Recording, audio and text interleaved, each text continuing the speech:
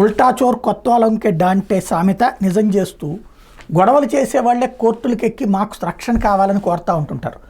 ఇలాంటి పరిస్థితుల్లో high court serious వ్యాఖ్యలు చేసింది. ఎన్నికల సందర్భంగా పల్నాడు జిల్లాలో జరిగిన హింసాత్మక ఘటనలు రాష్ట్ర ప్రజలకే కాదు మన చరిత్ర ఏంటో ప్రపంచానికే చూపామని హైకోర్టు వ్యాఖ్యానించింది. పల్నాడులోని ఘటనలను అందరూ చూశారనేది జగమెరిగిన సత్యమని, అందుకు ఆధారాలను పరిశీలించాల్సిన అవసరం లేదని పేర్కొంది. హింసాత్మక ఘటనల మీద ఆవేదన వ్యక్తం చేసింది. రాష్ట్రంలో ముఖ్యంగా పల్నాడు జిల్లాలో శాంతి భద్రతల పరిరక్షణకు అన్ని చర్యలు తీసుకోవాలని రాష్ట్ర ప్రధాన ఎన్నికల అధికారి డీజీపీలతో పాటు పల్నాడు జిల్లా కలెక్టర్, ఎస్పీని హైకోర్టు ఆదేశించింది. అదనపు బలగాలను మోహరించాలంటూ పిటిషనర్ సమర్పించినటువంటి వినతిపైన తగిన నిర్ణయం తీసుకోవాలని ఆదేశించింది. ఈ మేరకు హైకోర్టు న్యాయమూర్తి జస్టిస్ వెంకట జ్యోతిర్మయి గురువారం ఉత్తర్వులు ఇచ్చారు. పల్నాడు జిల్లా వ్యాప్తంగా ఎన్నికల రోజు ఆ తర్వాత హింసాత్మక ఘటనలు చోటు చేసుకున్నాయని, వాటిని నిలువరించడంలో పోలీసులు విఫలమయ్యారని పేర్కొంటూ వినుకొండకు చెందిన నలబోతు రామకోటేశ్వరరావు హైకోర్టులో వ్యాజ్యం వేశారు.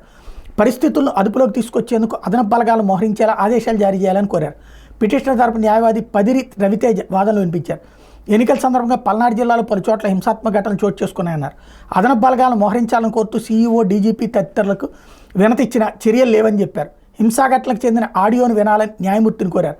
అవసరం లేదని తెలిపిన న్యాయమూర్తి పల్నాడులోని ఘటనలకు ఏపీ ప్రజలకే కాదు ప్రపంచానికే చూపామని వ్యాఖ్యానించారు.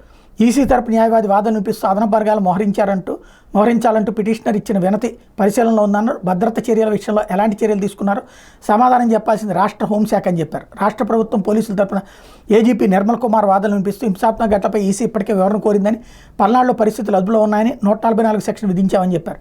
అదనపు బలగాలను మోహరించామని వివరించారు. వీటి పరిగణలోకి తీసుకుని న్యాయమూర్తి రాష్ట్ర ప్రభుత్వం ఈసీ ఇప్పటికే చర్యలు తీసుకోవడం ప్రారంభించాయని గుర్తు చేశారు.